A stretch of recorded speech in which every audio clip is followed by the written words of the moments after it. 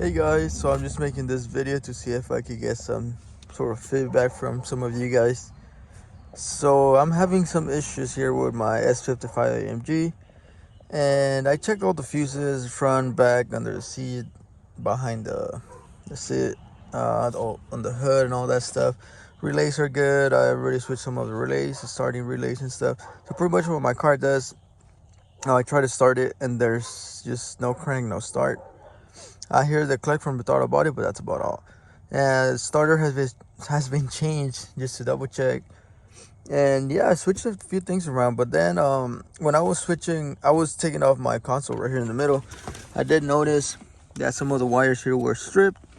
So maybe that might have been my fault. One time I think I removed it and then I tried to push it back in and maybe I just messed them up. And I went ahead and went to the junkyard and replaced the majority of the split cables right here. And yeah, I'm getting the same issue. I bought another one and got it coated, and yeah, I still get the same issue.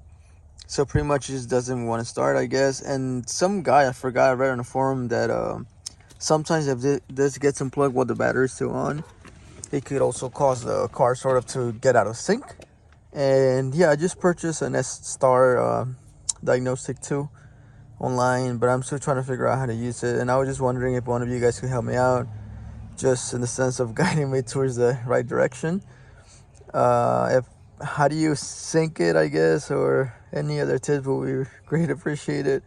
But yes, I'm trying to sync this with all the EIS and computer and all that stuff. But that's pretty much it. The car never had any issues before, so this kind of like caught me off guard. But yeah, this is my 03 S55 AMG, and I appreciate all of you guys' help. Thank you again, and see you in the next one.